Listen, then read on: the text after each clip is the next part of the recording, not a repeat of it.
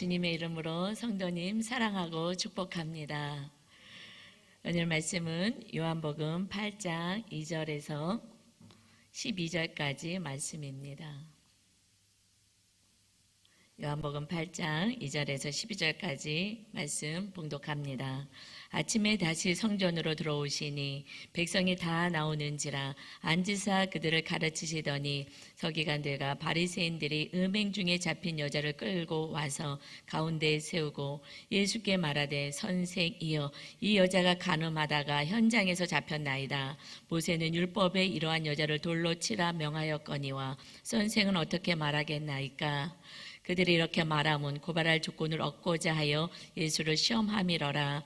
예수께서 몸을 굽히사 손가락으로 땅에 쓰시니 그들이 묻기를 맞이 아니하는지라. 이에 일어나 이르시되 너희 중에 죄 없는 자가 먼저 돌로 치라 하시고 다시 몸을 굽혀 손가락으로 땅에 쓰시니 그들의 이 말씀을 듣고 양심의 가책을 느껴 어른으로 시작하여 젊은이까지 하나씩 나가고 오직 예수와 그 가운데 섰는 여자만 남았더라. 예수께서 일어나사 여자 외에 아무도 없는 것을 보시고 이르시되 여자여 너를 고발하던 그들이 어디 있느냐. 너를 정죄한 자가 없느냐.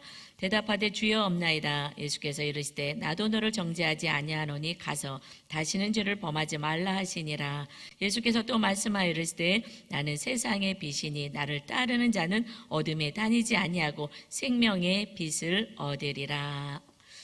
이 말씀을 중심으로 해서 생명의 빛으로 오신 예수 그리스도라는 제목으로 같이 은혜를 나누겠습니다. 생명의 빛으로 오신 예수 그리스도. 예수님은 이 땅에 생명을 주러 오셨습니다.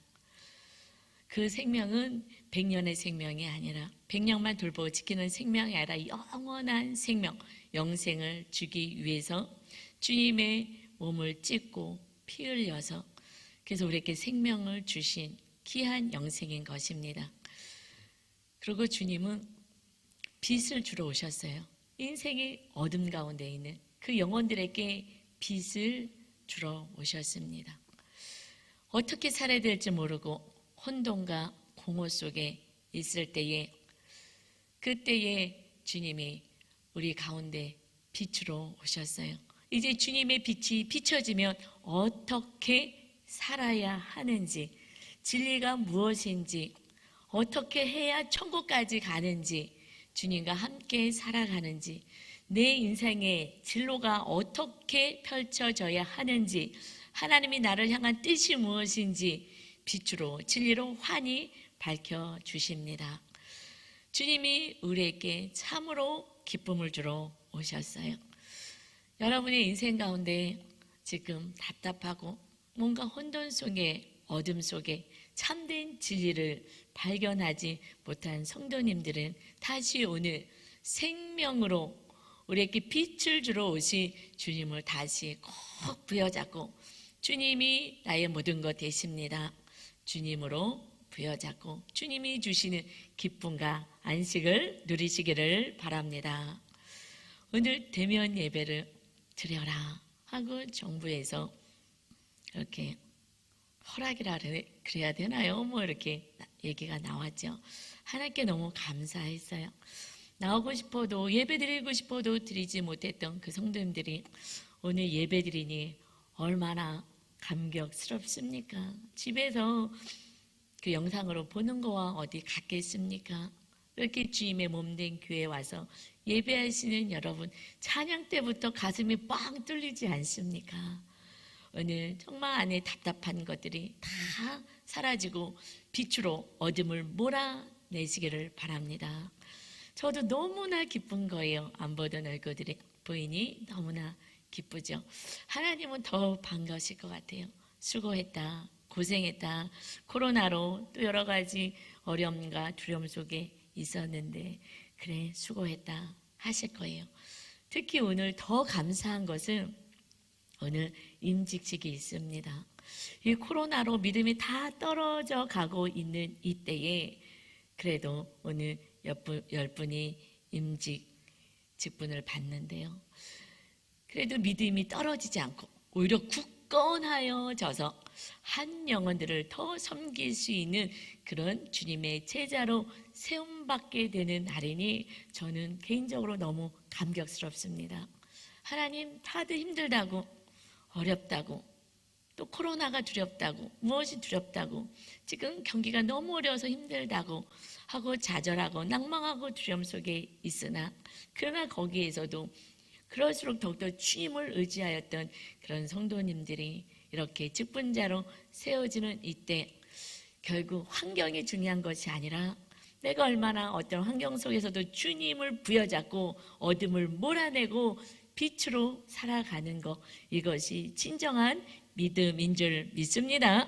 우리는 이제 환경을 넘어서서 하나님의 기쁨이 되고 참된 주님의 제자가 되는 여러분 되시기를 바랍니다. 오늘 이 말씀이, 우리 묵상의 진도 말씀이 딱 마침 이렇게 여인의 고통 속에 있는 여인의 그 내용인 거예요. 하나님이 이 말씀이 다 오늘 직분자들에게 주어질 말씀, 어떤 말씀 주기를 원할까? 그런데 하나님은 이 말씀을 주시기를 원하는 거예요. 지금 세상 가운데 늘 혼돈과 어려움과 고통 속에 있는 영혼들이 너무나 많다. 그들을 향하여 우리 모두가, 우리 교회가 어떻게 그들을 대해야 할지, 우리들의 삶이 어떤 모습이어야 될지, 이것을 오늘 말씀 주십니다. 직분자도 앉아 있지만 여러분 모두가 예비 직분자인 줄 믿습니다. 주님이 승천하시면서 당부하신 말씀은, 나 사랑하냐? 날 사랑하면 어린 양들 말씀을 먹이고 그들 고통을 돌봐주는 자가 되어라. 이것을 부탁하고 가셨기에 우리는 모두가 직분자로 그 영혼을 돌보는 주님의 참된 제자가 되어야 될 줄 믿습니다. 첫 번째는 빛으로 어둠을 몰아내야 합니다. 주님이 빛으로 오셨죠. 주님이 빛으로 오셔서 어둠을 몰아내십니다. 그런데 주님은 말씀이 육신이 되어 오셨어요. 이 빛은 주님의 말씀으로 우리를 비춰주십니다. 그래서 가로 안에 있는 이 말씀이 들어올 때 죄가 물러가게 되는 거예요. 어떻게 해요? 말씀이 비춰질 때 내 안에 있는 죄가 드러납니다. 그래서 예수님의 흘리신 보혈로 죄 용서함을 받을 때에, 그때에 죄는 떠나가고 주의 성령님이 충만히 임하는 은혜가 있는 것입니다. 그래서 이제 말씀을 부여잡고 주님과 함께 살아가는 인생이 어둠을 물리치고, 그리고 죄와 싸워서 오직 하나님의 사람, 주님의 사람으로 살아가는 것입니다. 이제 우리가 이렇게 너희가 살고 성도들이 이렇게 살 수 있도록 도와주는 자가 되라 말씀하십니다. 오늘 본문을 보니까 2절입니다. 아침에 다시 성전으로 들어오시니, 예수님이 아침 일찍 성전에 오셨어요. 백성이 다 나오는지라 앉으사 그들을 가르치시더니 천국 복음, 하나님의 뜻을 지금 알려주십니다. 말씀을 배워야 돼요. 말씀을 알아야 돼요. 그렇지 않으면 어둠은 물러가지 않습니다. 말씀이 있어야 어둠이 물러가거든요. 그래서 아침부터 말씀을 배우러 왔습니다. 그래서 양육도 받아야 되고 성경 공부도 해야 하는 거예요. 3절에 보니까 이제 서기관과 바리새인들이 음행 중에 잡힌 여자를 끌고 와서 가운데 세웁니다. 서기관은 율법에 능통한 자, 학자예요. 그래서 말씀을 가르치는 자입니다. 바리새인들은 말씀대로 사는 종교 지도자들이 지금 누구를 잡아오느냐? 음행 중에 잡힌 여자를 끌고 옵니다. 음행, 간음을 하였어요. 그것을 현장에서 잡아가지고 끌고 왔습니다. 주님 앞에, 무리들 가운데 가장 거룩한 성전에 가장 악을 행한 그런 여인을 끌고, 그러고 잡아갖고 왔어요. 그들은 율법에 능한 자요. 하나님은 구약에서 예수님 오시기 전에 모세를 통하여 말씀을 주었어요. 하나님의 백성은 이렇게 살아야 된다. 잘 알고 있습니다. 어떤 말씀을 주셨냐면 신명기 22장 22절에 어떤 남자가, 예를 들어 말씀 주신 거죠. 유부녀와 동침한 것이 드러나거든 그 동침한 남자와 그 그 여자를 둘 다 죽여 이스라엘 중에 악을 제할지니라. 여러분, 배우자를 용서가 정말 안 되는 것은 바람 피운 거죠. 이거는 용서가 참 안 되죠. 어저께도 우리가 남성분들 양육하는데 바람 핀 아내를 그래도 끝까지 용서할 수 있는 분 계십니까? 한번 손 들어보세요. 기다려도 손이 안 올라와요. 이만큼 어렵잖아요. 이것이 뭐 비단 몇 명 얘기겠습니까? 우리들 얘기잖아요. 다른 거는 용서할 수 있겠어 그래도. 그런데 이거 이렇게 음란을 행하고 간음을 행한 건 정말 용서할 수 없어. 그래서 하나님은 이렇게 아프게 하는 그 배우자를 힘들게 하고 그 악을 행하는 그런 짓은 하면 안 돼. 하나님의 자녀들이 하고 말씀을 주신 거예요. 그리고 악을 제해라. 그리고 다시는 이렇게 하지 못하게 하라. 그래서 하나님은 그런 삶을 살지 말아라 하는 것이 돌로 쳐서 죽여 그런 인간들은 하시는 말씀이 아닌 거죠. 근본은 이만큼 하면 안 돼 하고 말씀한 거예요. 그건 너무너무 상처야. 정말 죽이는 것과 같은 배우자를 그런 상처다. 그러니까 절대 안 돼. 죽임을 당할 정도로 그거는 살인 사건인 거야. 하면 안 된다. 하지 말라고 하신 거예요. 그랬다가는 죽으니까 두렵고 떨림을 하지 말라고 주신 거였죠. 그 말씀을 잘 아는 그 종교 지도자들이 데리고 왔습니다. 그때 예수님께 얘기를 하는 거예요. 4절에요. 예수께 말하되 선생이여 이 여자가 간음하다가 현장에서 잡혔나이다. 현장에서 잡혔어요. 그러면은 근데 왜 여자만 데리고 오냐고요. 말씀에 능한 자들이 남자 여자 둘 다 데리고 와서 같이 죽여라 그랬잖아요. 그런데 남자는 놔두고 여자만 지금 잡아갖고 온 거예요. 말씀대로 온전히 본인들도 행하지 않습니다. 하여튼 여자만 약자만 잡아갖고 왔어요. 이 여자는 수치스러운 그런 상황에 있습니다. 그러면서 의기양양하게 얘기해요. 5절입니다. 우리는 말씀에 능통한 자에게, 말씀을 많이 아는 자에게, 그들은 모세는 율법에 이러한 여자를 돌로 치라 명하였습니다. 선생은 어떻게 말하겠습니까? 어떻게 하겠습니까? 6절에 보면 그들이 이렇게 말하면 고발할 조건을 얻고자 하여 예수를 시험함이러라. 예수께서 몸을 굽히사 손가락으로 땅에 쓰시니 고발하기 위해서, 그래서 예수님을 잡아서 죽이고자. 그러니까 이들이 말씀을 너무 많이 알아서 그것을 여인도 죽이고 죄를 사러 오신 예수님도 죽이겠다는 거예요. 그러면서 죽이겠다고 지금 울무에 걸리게 합니다. 이들이 왜 예수님을 죽이고자 하느냐? 외형적으로 너무 볼품이 없는 거예요. 목수의 아들로 갈릴리에서 뭐 선한 것이 나겠어. 그들이 원하는 메시아는 그 로마의 속고로 있던 나라를 부강하게 할 메시아를 원한 거예요. 이 세상의 삶을 축복으로 이끌 메시아. 그런데 그 예수 청년은 그렇게 안 보이는 거예요. 그런데 네가 무슨 예수냐? 네가 무슨 메시아냐? 그리고 죽이겠다고 하는 것입니다. 우리가 하나님의 온전히 예수님이 이 땅에 오신 목적을 모른다면 예수님 믿고 부자 되는 것만 생각하다가 잘 되는 것만 생각하다가 잘 되지 않으면 주님을 떠나가는 거예요. 그러듯이 그들은 자기의 다른 생각을 갖고 있었어요. 그리고 예수님을 죽이고자 그 여인을 잡아다가 어떻게 할 것입니까? 라고 얘기합니다. 그때 7절입니다.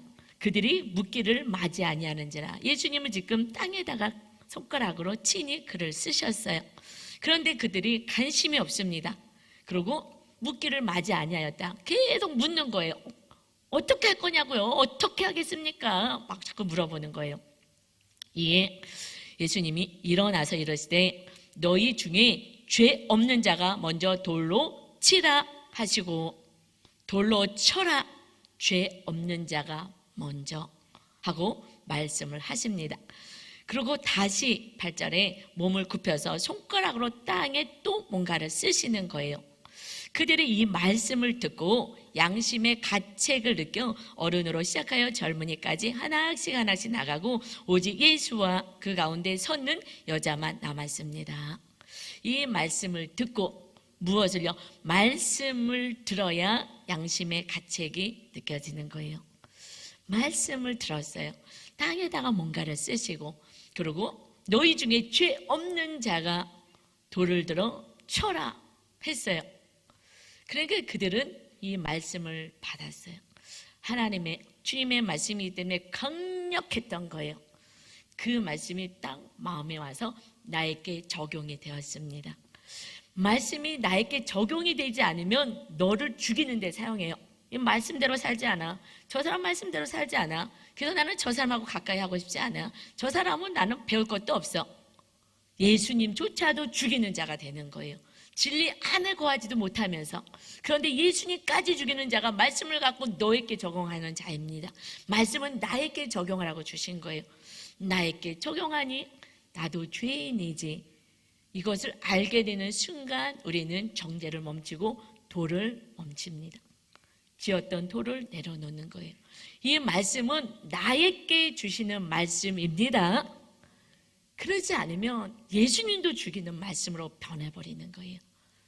그래서 구원도 받지 못하는, 오히려 정죄하다 끝나는 인생이 되는 것입니다. 마음의 기쁨도 없고 빛도 없어요.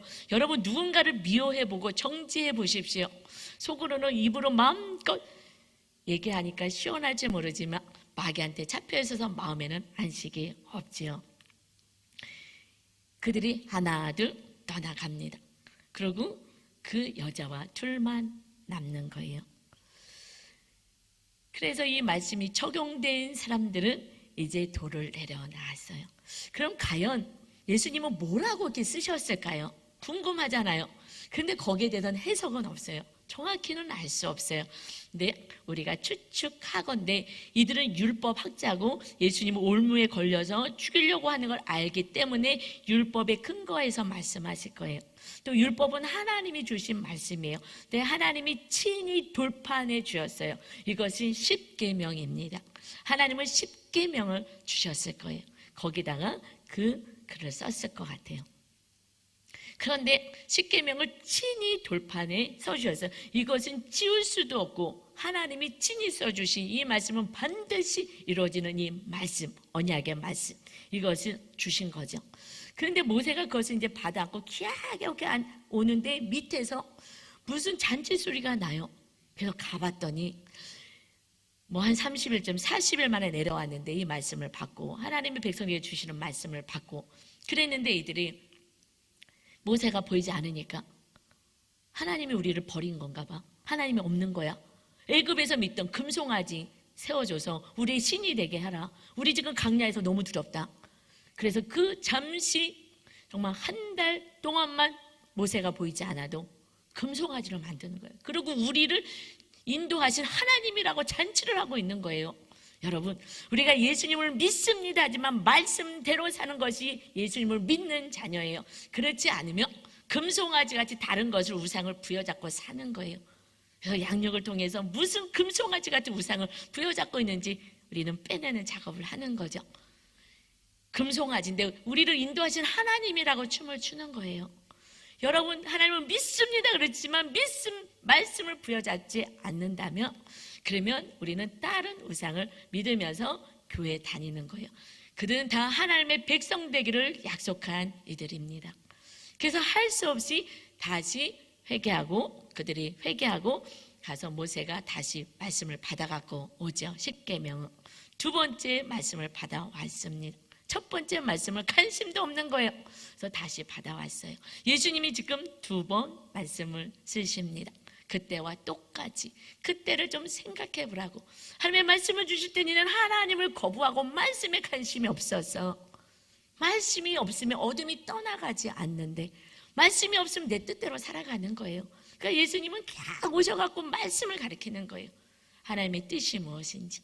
우리가 말씀 없이 사는 거는 그냥 허망한 우상을 부여잡고 세상에 나를 힘이 될 다른 걸 부여잡고 살아가는 것입니다. 두 번 글을 쓰셨어요. 그것은 결국 10계명은 첫 번부터 네 번째까지는 하나님을 목숨을 다하여 사랑하고, 다섯 번째부터 열 번째까지 이웃을 내 몸처럼 사랑하라는 계명이 축약된 거죠.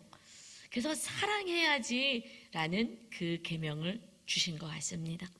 그걸 쓰셨어요. 이 말씀을 보니까 그들이 이제 어둠이 물러가고 떠나가게 됩니다. 그래서 갈라디아서 5장 14절 15절에 이렇게 말씀하십니다. 온 율법은 내 이웃 사랑하기를 내 자신같이 하라 하신 한 말씀에서 이루어졌어. 이 모든 말씀이, 구약의 모든 이 두꺼운 말씀이 무엇으로요?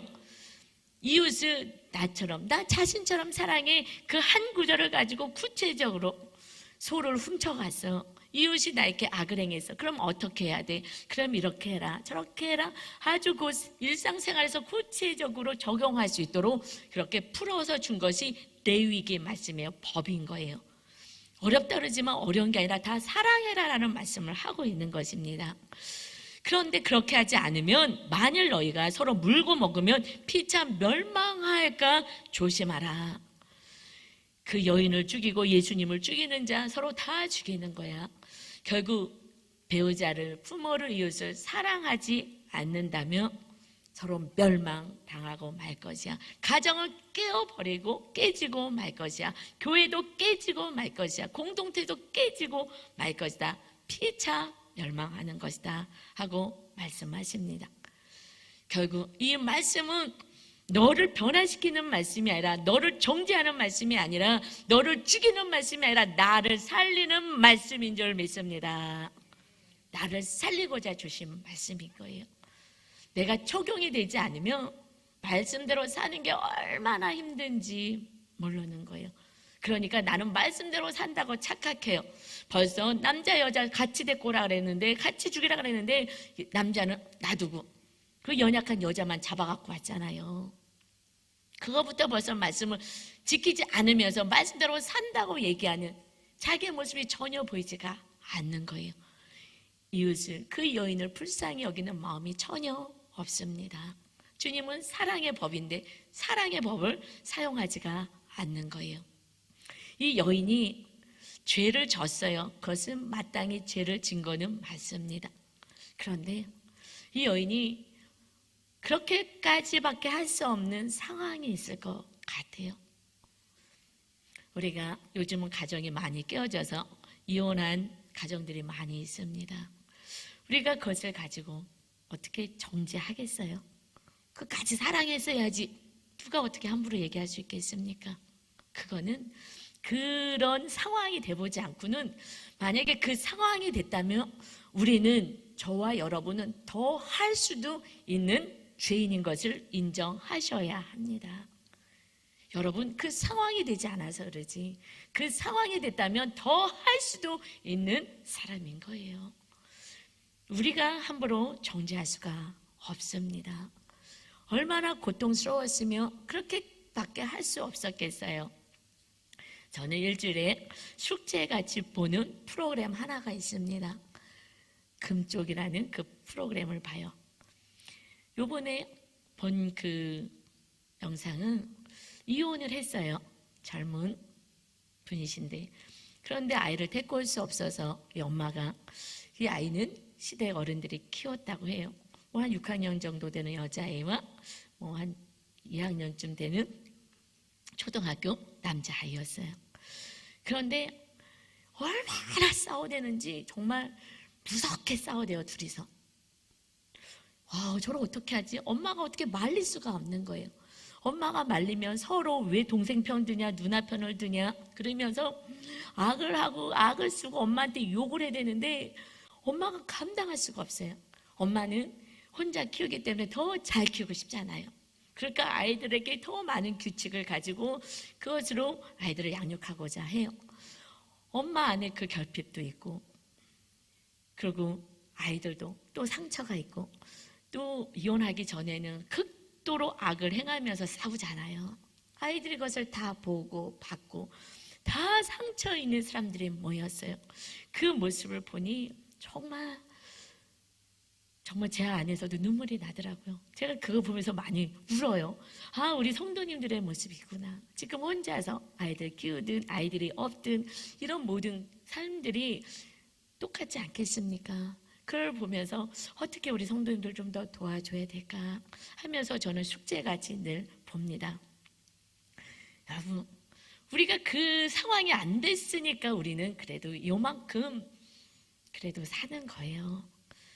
그래서 주님은 오늘 직분자들에게, 우리 성도님들에게, 우리 교회의 성도들에게 말씀을 주십니다. 정죄하는 자 되지 말아라. 그들을 수용하는 자 돼야 돼. 그들의 아픔을 같이 채우려는 자가 돼야 되는 거야. 그래서 천안 아산 순복음교회를 세웠다. 그래서 내가 이 땅에 온 거야. 다 떠나갔어요. 주님 앞에 그 여인은 서 있습니다.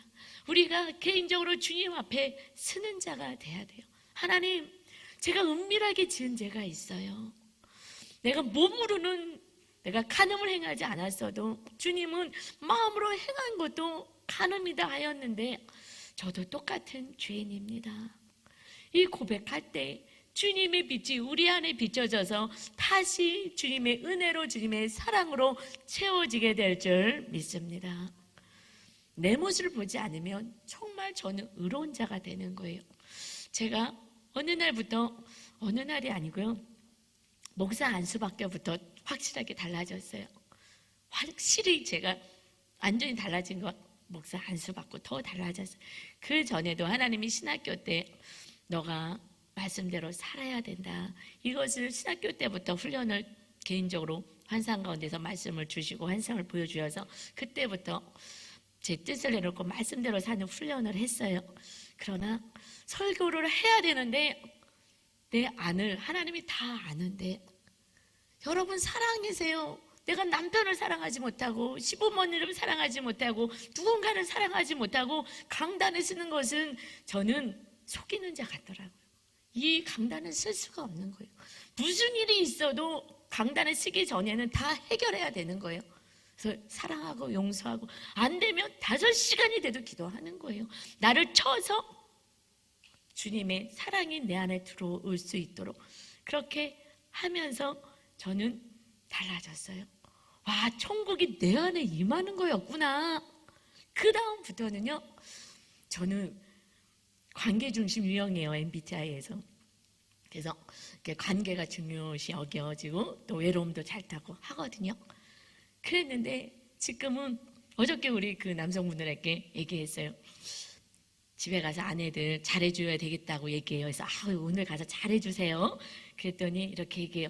그런데 목사님, 아내들에게 잘해주는 게 뭔지를 사실 모르겠어요. 뭘 해주는 게 아내한테 잘해주는 거예요? 해주고 싶어도 잘 모르겠어요. 그래서 제가 한 가지 팁 드립니다. 그냥 무조건 좀 들어주세요. 시간을 내서 들어주세요. 왜 이렇게 저렇게 했냐 하고서는 이렇게 정죄하지 말고 책망하지 말고 가르치지 말고 그냥 뭐 말 같지도 않은 소리 해도 그냥 들어만 줘도 그래도 그 마음에 그 위로가 있고 기쁨이 있습니다. 그거부터 시작하세요. 맞죠? 그냥 좀 들어주는 누군가가 있어도 그래도 친구처럼 좋잖아요. 하시겠다고 했는데 이제 모르겠어요. 하셨는지. 그런데 여러분, 주님의 사랑으로 가득 채워지면 주님 앞에 얘기를 하고요. 주님이 들어주시더라고요. 제가 1시간, 2시간, 3시간, 5시간 누구랑 대화해요? 하나님과 대화가 하나님이 다 들어주는 거예요. 우리 주님이. 우리 진짜 신랑 되신 주님이요. 시끄럽다. 그만해라. 어저께 얘기하고 오늘 또 얘기하냐. 이러지 않으시더라고요. 그래. 너 그때 그거 힘들었지? 저 속상해. 그래, 너 속상하지? 위로만 해주시더라고요. 그러니까요, 5시간 기도하고 나면요, 속이 시원한 거예요. 그거 뭐 들어주지도 않는 무슨 뭐 배우자한테 들어달라고 뭐 그렇게 얘기해요. 답도 안 나오는데. 그리고 주님의 사랑이 채워지니 이제는 제가 옛날에는 남편이 사랑해 주기를 바라고 안아주기를 바라고 이랬는데요, 제가 등 떠들어주고요, 이리 오라고 제가 안아주고요. 물론 남편도 서로 사랑하지만 제가 옛날에 그게 자존심 상하더라고요. 나는 사랑도 못 받는 사람 같고 왜 내가 먼저 해야 돼? 자존심 상하게. 그랬는데 자존심이 어디 있어요? 사랑이 막 주님의 사랑이 흘러 넘치니까요. 이리 오라고. 그래서 제가 막 저보다 10살 많아요. 10살 많은 남편 이리 오라고 해서 제가요 빡 안아준다니까요. 주님의 사랑이 흘러가니까 주체할 수가 없는 거예요. 할렐루야. 이것이 생명을 살리는 줄 믿습니다. 그렇게 우리가 생명을 살리는 자가 되라고. 어떻게 해요? 주님의 사랑으로 가득 채워서 정죄하는 자가 되지 말고 이제 배우자와 누구에게 뭔가를 갈구하는 자가 아니라 생명을 얻는 주님과 함께 살리는 자가 되시는 여러분 되시기를 주님의 이름으로 축원합니다. 그래서 두 번째는요, 주님의 사랑으로 생명을 살리는 자가 되어야 합니다. 다른 걸로 살려지지가 않아요. 여러분, 제가 막 상담 공부도 10몇 년을 했어요. 정말 목사 안수 받기 전까지 했어요. 목사 안수 받기 전까지 그것으로 저는 좀 상담으로 영혼들 구원하고 상담소를 이렇게 해야 되겠다 했는데, 목사 하나님께서 이제 하라 그래서 영혼을 살리는, 그래서 성전 세우는 일, 마음의 상처 이런 것들 다 좀 치료하기를 원하셔서 시키셨던 거, 공부를 시키셨던 것 같아요. 주님의 사랑만 들어오면 상담은요 그냥 일이고요, 주님의 사랑이 99%야. 아니 99.9999999지요. 그래서 세상으로 아무리 그분이 자녀 어떻게 양육할까요? 뭘 어떻게 할까요? 이것은 안 되는 거예요. 주님의 사랑이 흘러만 치료가 됩니다. 그거 영상 한번 보세요. 누가 그걸 받아내겠어요? 답이 없어요. 지금 뭐 이렇게 저렇게 하지만 그것은요 그냥 한 10번이나 할까요? 절대 할 수 없어요. 인간이 위대한 것 같지만요 같이 산 사람도요 원수 같아서 헤어지잖아요. 쉽지 않습니다. 내 자녀도요 사랑하기 쉽지가 않습니다. 주님의 사랑만이 사랑할 수 있는 힘이 있습니다. 그래서 8장 10절에 말씀하셔요. 본문입니다. 예수께서 일어나사 여자 외에 아무도 없는 것을 보시고 이르시되 여자여 너를 고발하던 그들이 어디 있느냐, 너를 정죄한 자가 없느냐. 그래서 말씀을 자꾸 가르쳐야지 정죄하는 자들이 없어지는 거예요. 대답하되 주여 없나이다. 예수께서 이르시되 나도 너를 정죄하지 아니하노니 가서 다시는 죄를 범하지 말라 하시니라. 주님이 우리를 정죄하지 않는데, 죄가 없으신 주님도 정죄하지 않은데 우리는 눈만 뜨면 죄를 짓는 우리가 누구를 정죄하겠어요? 우리 죄에다가 또 그 남의 죄까지 더 얹히는 거예요. 그러면서 이제 내가 너를 용서하러 왔다. 다시는 죄를 범하지 말라. 이제 우리는 용서를 받았어요. 주님 잘못했습니다 그러면 살인죄까지도 다 용서해 주시는 거예요. 그러는데 죄를 범하지 말아야 돼. 다시는 죄 범하지 마. 주님이 용서해 주신 그 용서는요 우리의 죄값을 친히 담당하셔서 십자가 형틀에서요 정말 벌벌벌벌 떠셨어요. 그 고통을 이기느라고요 하나님 어찌하여 나를 버리십니까 절규하면서 물값비를 다 쏟아내셨어요. 생명을 다 주셨어요. 그래서 구원받고 용서받은 의인이 된 것입니다. 그런데 똑같이 죄를 물 먹듯이 마신다면 주님의 십자가를 우습게 여기는 거예요. 정말 주님을 사랑한다면 죄와 싸우게 되더라고요. 쉽게 죄짓지 않게 되더라고요. 그리고 하나님 죄송해요 잘못했어요. 빨리 얘기하다가도 회개하고 뒤돌아서 아우 하나님 잘못했어요. 어떨 땐 제가 꼴방도 한 대 때려요. 아우 하나님 죄송해요 잘못했어요. 주님이 나 때문에 흘리신 그 고난 고통을 생각하면 너무 죄송스러운 거예요. 그래서 주님은 히브리서 적어놓진 않았어요. 제가 읽어드릴게요. 히브리서 12장 4절에 너희가 죄와 싸우되 아직 피 흘리기까지는 대항하지 아니하였다. 주님이 피를 흘려서 우리의 죄를 용서해 주시고 죄값을 치러주셨어요. 우리도 피를 흘린 만큼 그 고통 속에 들어가더라도 죄와 싸우는 자가 돼야 됩니다. 그럼 어떻게 피를 좀 내라고요? 그게 아니라 피 흘리기까지는요 결국 기도하는 거예요. 마귀와 싸워내는 거예요. 정말 그 피 흘리는 그 주님의 그 고통처럼 주님이 십자가를 질 때 기양지지 않으셨어요.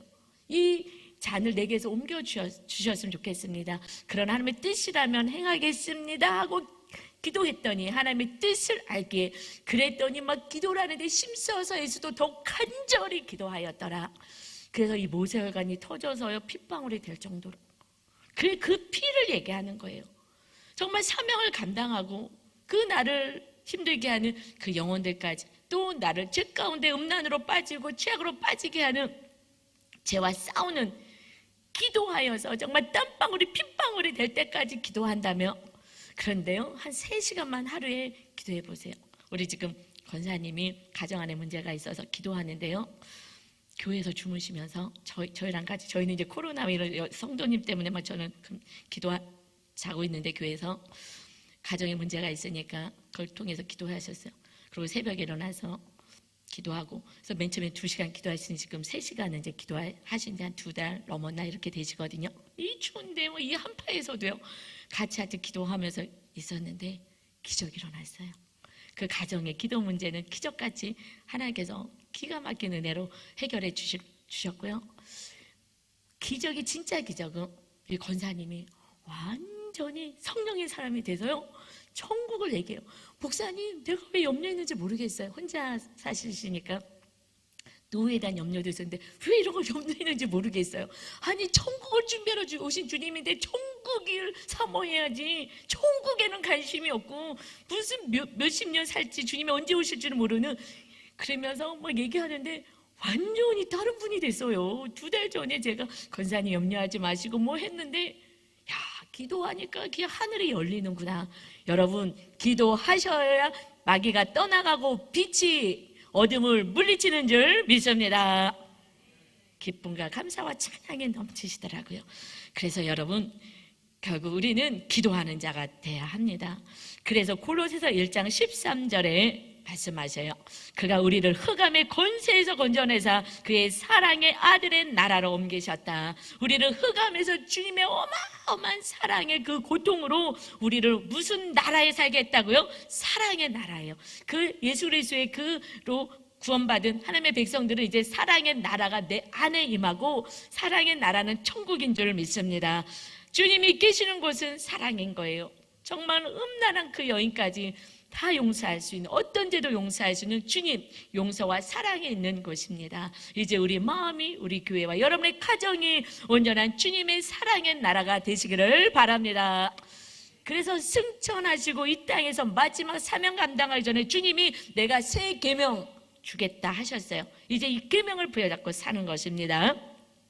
요한복음 13장 34절입니다. 새 계명을 너희에게 주노니 서로 사랑하라. 내가 너희를 사랑한 것 같이 너희도 서로 사랑하라. 주님이 우리를 사랑하신 십자가지는 피 흘리는 그 고통 속에서 사랑하신 것처럼 그렇게까지 사랑하는 거야. 왜요? 구원 때문에. 지옥 갈까 봐. 지옥이 있기에, 지옥 가면 안 되니까. 죄를, 어떤 죄를 졌어도 그냥 좀 용서해, 한 영혼이 천국 가야지 되지 않겠냐. 그래서 너희가 서로 사랑하면 이로써 모든 사람이 너희가 내 제자인 줄 알리라. 여러분이 하나님의 사람이고 주님의 제자인 줄 어떻게 안다고요? 헌금 많이 냈다고요? 봉사 많이 했다고요? 아니요. 사랑할 때에, 그때 아는 거예요. 그때 보여지는 거예요. 그래서 그 빛을 보고 따라오게 됩니다. 그래서 요한복음 14장 23절에 그럼 하나님이 너무 기쁘시잖아요. 예수께서 대답하여 이르실 때 사람이 나를 사랑하면, 주님을 사랑하면 내 말을 지키리니, 서로 사랑하라는 계명을 지키리니 내 아버지께서 그를 사랑하실 것이요 우리가 그에게 가서 거처를 그와 함께 하리라. 언제요? 하나님의 말씀대로 서로 사랑하는 자에게. 그게 제일 어려우니까. 그게 어제 남성분들이 그래요. 그냥 뭐 쓸데없는 소리 같은 말을 들어주는 게 제일 어렵대. 그러니까 그것도 어려운데, 그렇죠? 그래서 그 어려운 사랑을 하니 주님이 힘을 주게 해서, 우리가 할 수 없어서 주님이 우리 안에 거하셔서 행할 수 있는 힘을 성령님께서 주시는 줄 믿습니다. 하나님이 어디 계시다고요? 사랑하는 그 영혼 가운데 계셔서 우리가 성령의 능력으로 행할 수 있고 마귀와 싸울 수 있고 주님의 그 크신 사랑이 흘러가게 하는 것입니다. 그러면요 막 너무 이쁘잖아요. 그래서 15장 7절입니다. 너희가 내 안에 거하고, 우리가 예수 그리스도를 영접하면 주님의 말이 너희 안에 거하며, 주님의 말이 뭐예요? 서로 사랑 새 계명이잖아요. 그 말이 거하면 무엇이든지 원하는 대로 구하라. 그래야면 이루리라. 여러분, 하늘에 만나는 이때부터 열리는 것입니다. 하나님이 주시는 만나가 있어요. 어저께도 우리 집사님을 만났어요. 목사님, 세상에 하늘의 만나가 이렇게 어마어마하게 내려와요. 어마어마하게. 그런데 지금 이런 사랑을 하시고 있거든요. 이 말씀 딱 맞죠? 이 말씀 딱 맞죠? 살면은 말씀이 그대로 내 삶에 나타나기 때문에 해석이 그냥 되는 거예요. 말씀대로 살지 않으면은 너만 정죄하다가 같이 죄짓고 피차 멸망하는 것이죠. 하나님이 너무 이쁘니까 막 다 주고 싶다라는 거예요. 우리 며느리를 우리가 드렸거든요. 그랬는데 2년 동안 양육받고 정말 그 전에도 훌륭했지만 정말 완전히 주님의 제자로 완전히 달라졌어요. 그런데 너무 이쁜 거예요. 우리 윤 목사님이 어저께 저한테 그러는 거예요. 너무나 이뻐가지고 우리 며느리가 너무 이뻐. 내가 뭐만 하나 시켜도 네 하고 그냥 아주 발랄하게 그냥 네 하면서 그렇게 순종하고 하는데 너무 이쁘다. 내가 뭘 주고 싶은데 좀 물어봐. 뭐가 필요한지 구하지 않아도 주시는 거예요. 아버지의 마음, 부모의 마음이잖아요. 자녀가 그냥 어려워도 그냥 네네 하고 순종하며 이뻐서 막 주는 것처럼. 근데 주님이 정확히 말씀으로 기록해 주셨잖아요. 너희가 나를 믿고 서로 사랑하는 말씀, 그 외에 이런 말씀들을 너희가 그대로 행하게 된다면, 너희 안에 말씀이 있으면 그때 구하면, 있으면 말씀이 있으면 그때 무엇인지 원하는 대로 구하라. 그리하면 이루리라. 해면 되는데 다른 거를 부여잡고 있는 거예요. 여러분, 금년에는 우리 모두가 정말 먼저 하나님의 말씀, 사랑을 실천하여서 하늘의 주시를 만나러 사는 여러분 되시기를 주님의 이름으로 축원합니다. 그래서 세 번째는요, 생명의 빛을 세상에 비추는 자로 이제 살아가야 합니다. 마지막 절입니다. 요한복음 8장 12절입니다. 예수께서 또 말씀하여 이르시되 나는 세상의 빛이니 나를 따르는 자는 어둠에 다니지 아니하고 생명의 빛을 얻으리라. 아멘. 여러분, 어둠에 가지 않습니다. 내 인생이 왜 이렇게 깜깜해? 어떻게 살아야 되지? 불안하네, 두렵네. 그렇지 않는 것은 주님을 영접하고 주님의 말씀이 내 안에 있으면 어둠을 몰아내게 되어서 생명의 빛, 주님의 빛을 오히려 가정 안에, 이웃 안에, 공동체 안에 비추는 자로 참된 주님의 제자로 살아가시기를 주님의 이름으로 축원합니다. 이 시간에 우리가 주여 일창하시고 기도하겠습니다. 주여, 아버지 하나님 감사합니다.